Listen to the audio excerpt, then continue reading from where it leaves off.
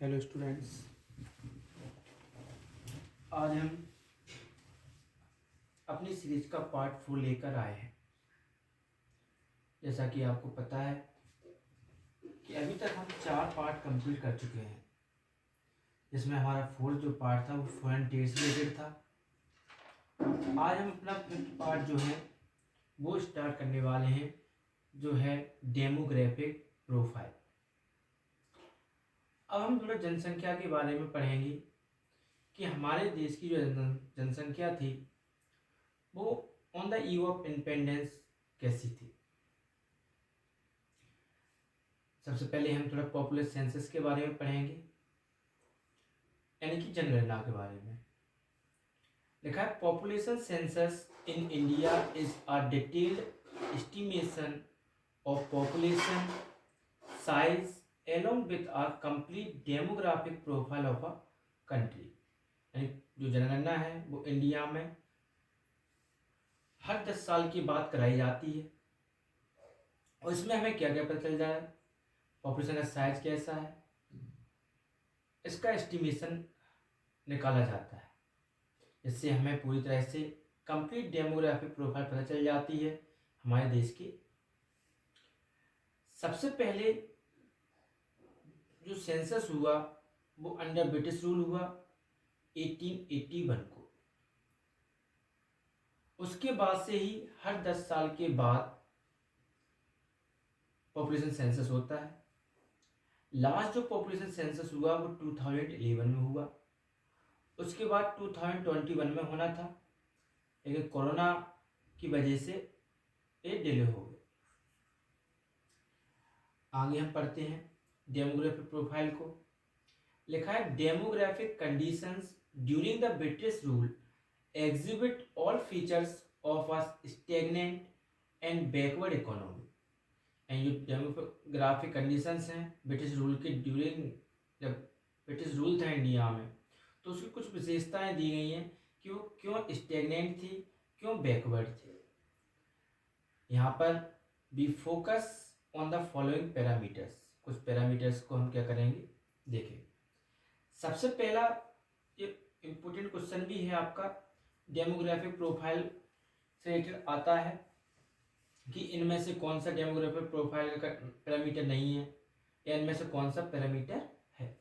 तो सबसे पहला जो पैरामीटर है डेमोग्राफिक प्रोफाइल का वो है birth rate and death rate, यानी जन्म दर और मृत्यु दर। लिखा है both birth rate and death rate were very high, nearly 48 and 40 per 1000 respectively. यानी कि जो बर्थ रेट था वो पर 1000 पे 48 था, डेथ रेट 40 था पर 1000 पे, यानी कि 1000 लोगों पे 40 लोग मर जाते थे और 48 लोग जन्म लेते थे। High birth rate and high death rate suggest a state of massive poverty in the country. यानी लोग जन्म ज़्यादा ले रहे थे, मर कम रहे थे, इससे देश में पॉवर्टी जैसी समस्या क्रिएट हो रही थी। सेकंड पॉइंट है इन्फेंट मोर्टेलिटी रेट। इन्फेंट मतलब होता है शिशु, मोर्टेलिटी मतलब होता है मृत्यु, और रेट मतलब दर। तो शिशु मृत्यु दर के बारे में देखेंगे तो लिखा है इसमें इन्फेंट मोर्टेलिटी रेट, यानी that rate of children below the age of 1 year per 1000 lives birth. यानी जो बच्चे 1 साल से कम उम्र के थे वो 1000 लोगों में से कितने मर रहे थे या मृत्यु हो रही थी। लिखा है it was about 218 per 1000 while at present it is 33 per 1000। High infant mortality rate is a sign of poor healthcare connected with extreme poverty। यानी कि पहले 218 बच्चे जो है मर जाते थे 1000 में से, और आज सिर्फ 33 बच्चे मरते हैं, बाकी को बचाया जा सकता है, क्योंकि उस समय हमारा जो हेल्थ केयर सिस्टम था वो बहुत ही ज़्यादा पुअर था। इस वजह से बहुत अत्यधिक या उच्चतम गति से गरीबी फैल रही थी। आगे देखते बेटा, आगे दिया गया डेमोग्राफिक ट्रांजिशन, यानी कि जनसांख्यिकी संक्रमण। ट्रांजिशन में होता है संक्रमण, और डेमोग्राफिक मतलब होता है जनसांख्यिकी। लिखा है इसमें कुछ नोटेबल पॉइंट्स दिए गए हैं डेमोग्राफिक ट्रांजिशन इन इंडिया के। फर्स्ट पॉइंट दिया गया कि in the history of demographic transition, यानी कि डेमोग्राफिक ट्रांजिशन के इतिहास में 1921 को ईयर ऑफ ग्रेट डिवाइड कहा जाता है। ईयर ऑफ ग्रेट डिवाइड का मतलब है महान विभाजन का साल। सबसे ज्यादा जो विभाजन हुआ वो 1921 में हुआ, इस वजह से 1921 को ईयर ऑफ ग्रेट डिवाइड कहा जाता है। टिल 1921 एंड 1921 तक जो पॉपुलेशन ग्रोथ था इंडिया का वो कंसिस्टेंट नहीं था, यानी स्थिर नहीं था। जो पॉपुलेशन साइज था वो फ्लैक्चुएटिंग था, कम ज़्यादा हो रहा था। लिखा है increasing in one census and decreasing in the other, एक सेंसस में बढ़ रहा था तो दूसरे सेंसस में कम हो रही थी। It is describe at the first stage of demographic transition, ये फर्स्ट स्टेज थी किसकी? जनसांख्यिकी संक्रमण की, यानी कि डेमोग्राफिक ट्रांजिशन की। लिखा जो सेंसस हुआ था 1901 में, उसने शो किया था decline of 0.04 crore in the total population from 23.87 crore in 1891।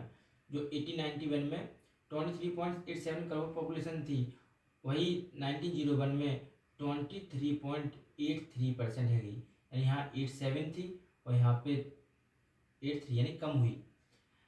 उसके बाद जो सेंसस हुआ 1911 में, इसने थोड़ी बढ़ोतरी की, 1.38 करोड़ पॉपुलेशन हो गई, यानी 23.83 करोड़ थी 1901 में, वही 25.21 करोड़ हो गई 1911 में। नया दिया जो सेंसस हुआ 1921 में, इस शो कर रहा था डिक्लाइन ऑफ 0.07 करोड़, यानी 1921 में फिर से कम हुई, यानी 25.21 करोड़ इन 1911 टू 25.14 करोड़ इन 1921, यानी कि 1911 से 1921 में पॉपुलेशन कम हुई, कितनी? 0.07 करोड़। लेकिन 1921 के बाद India enter the second stage, यहाँ से सेकंड स्टेज स्टार्ट हो जाती है 1921 के बाद। जो डेमोग्राफिक ट्रांजिशन था, पॉपुलेशन का रिकॉर्ड जो था वो कंसिस्टेंट राइज यहाँ से बढ़ना स्टार्ट हुआ। पहले फ्लैक्चुएट था और 1921 से क्या होना स्टार्ट हो गया? बढ़ना। It is after this year that the total population in India never decline. इसके बाद हर 10 साल बाद जब पॉपुलेशन सेंसस हुआ तो पाया गया कि इंडिया की पॉपुलेशन कम नहीं हुई। It recorded a consistent rise, record की गई कि बराबर क्या हो रही है? बढ़ती जा रही है। The census 1931 recorded a rise of 2.76 crore population, and the census 1941 recorded a rise of 3.96 crore, and then the census 1951 recorded a rise of 4.24 crore and so on। और धीरे धीरे ऐसी ज़्यादा ज़्यादा जनसंख्या बढ़ती गई। इस वजह से ही आज आप देख पा रहे हैं कि हमारे देश की जो जनसंख्या है वो 150 करोड़ के अप्रॉक्स पहुंच गई है। आगे देखते हैं नेक्स्ट पॉइंट। 8 पॉइंट में क्या लिखा? 8 पॉइंट में दिया गया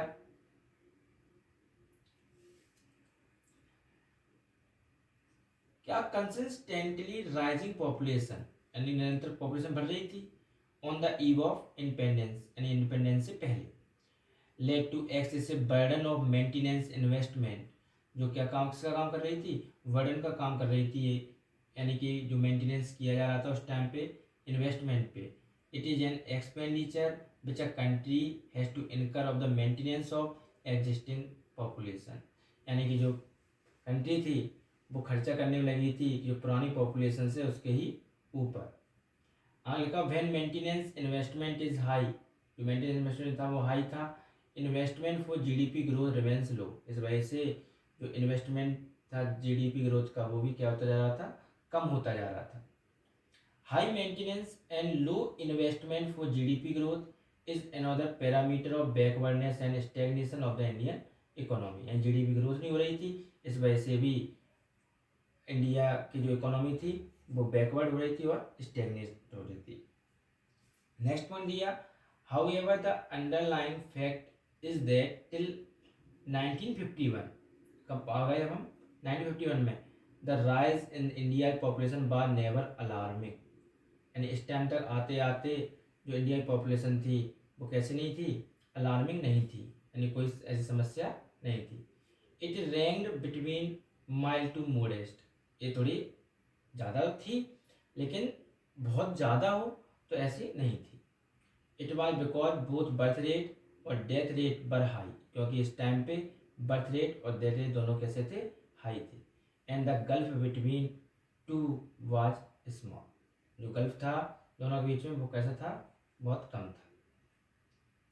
it was only from 1951 onward that the rise in population become explosive in nature and the country started focusing a serious challenge in term of population explosion, and जनसंख्या विस्फोट होने लगा, बहुत तेजी से जनसंख्या वृद्धि होने लगी, क्योंकि whereas birth rate continue to be high, यानी बर्थ रेट बराबर बढ़ते चले जा रहे थे और डेथ रेट कैसे हो जा रहे थे, कम होते जा रहे थे, क्योंकि प्रॉपर हेल्थ केयर सिस्टम अच्छा होता जा रहा था, लोगों को इलाज मिलता चला जा रहा था। इस वजह से जो जन्म दर थी वो बढ़ गई थी और मृत्यु दर कम हो गई थी 1951 में आके। नेक्स्ट देखते लाइफ एक्सपेक्टेंसी, यानी कि जो जीवन प्रत्याशा थी लोगों की उस टाइम पे कैसी थी और आज कैसी। मैं लिखा है लाइफ एक्सपेक्टेंसी, यानी कि average life of a person, एक व्यक्ति की एवरेज लाइफ कितनी होनी चाहिए, was as low as 32 years, यानी कि on the eve of independence मात्र 32 ईयर्स थी। आफ्टर दैट आज 69 ईयर्स हो गई, तो लिखा है low life expectancy reflects lack of health care facilities, यानी उस टाइम पे हेल्थ केयर फैसिलिटी अच्छी नहीं थी, इस वजह से 32 ईयर्स थी average life of a person, और आज हेल्थ केयर फैसिलिटी अच्छी है तो 69 ईयर्स हो गई। Lack of awareness as well as lack of means to avail them, और अगर लोगों में अवेयरनेस की कमी होती है या लोगों के पास संसाधनों की कमी होती है तो इन चीज़ों को वो पूरा नहीं कर पाते। इसमें लिखा है high mortality rate and low life expectancy are important social indicator of backwardness and poverty of the masses. बहुत ज़्यादा जनसंख्या, ज़्यादा उच्च मृत्यु दर और कम जीवन प्रत्याशा, ये बहुत ज़्यादा इम्पोर्टेंट सोशल इंडिकेटर्स हैं इसके लिए, बैकवर्डनेस और poverty of the masses. Masses में होता है जनसंख्या या संख्या। लिखा है during the British rule frequent famines and recurring epidemics were the prime cause behind a high mortality rate, यानी लोगों की ज़्यादा जाने जाना भी इस पर था कि ब्रिटिश रूल के ड्यूरिंग में यानी दौरान बहुत ज़्यादा फेमाइंस आ रही थी, बहुत ज़्यादा एपिडेमिक्स आ रहे थे, महामारियाँ फैलती थी उस टाइम पे। While famines occurred largely due to droughts, epidemics occur due to neglect of public health services। epidemics क्यों थे, क्योंकि वे हेल्थ सर्विसेज कैसी थी, बहुत कमज़ोर थी, यानी उन्हें नेग्लेक्ट किया जाता था, और ड्रॉट्स आ रहे थे क्योंकि उस टाइम पे फेमाइंस बहुत ज़्यादा थे। नेक्स्ट है बेटा लाइफ वो literacy rate, 4th point literacy rate यानी साक्षरता दर, साक्षरता दर कैसी थी, तो लिखा है लिटरेसी रेट यानी कि referring to those who can read and write, उन लोगों को सम्मिलित किया जाता है जो लोग पढ़ सकते हैं और लिख सकते हैं। वाज लेस देन 16%, यानी on the eve of independence कितने थे, मात्र 16%। रिफ्लेक्टिंग सोशल बैकवर्डनेस, और जो रिफ्लेक्ट कर रहा था किसको, सामाजिक बैकवर्डनेस को, as a reflection of economic backwardness, और जब सामाजिक बैकवर्डनेस होगी तो वो आर्थिक भी बैकवर्डनेस होगी। लिखा है इसमें female literacy rate was still worse, यानी बहुत बुरा हाल था फीमेल लिटरेसी रेट का, क्योंकि उस टाइम पे सिर्फ 7% जो महिलाएं थी वो पढ़ी लिखी थी। This indicated gender Beas in the society, इससे पता चलता है कि सोसाइटी में जेंडर वाला यानी लिंग भेद वाला सिस्टम भी था, यानी कि पुरुष ही पढ़ सकते थे, महिलाएं नहीं पढ़ी। तो आज पार्ट 5 में इतना ही। कल पार्ट 6 लेके आएंगे हम नेक्स्ट वीडियो में, जो होगा आपका ऑक्यूपेशनल स्ट्रक्चर से रिलेटेड, यानी कि व्यावसायिक ढांचा। अगर आपको वीडियो पसंद आया हो तो वीडियो को सब्सक्राइब करें, चैनल को शेयर करें, लाइक करें एंड कमेंट करें। Thank you for watching.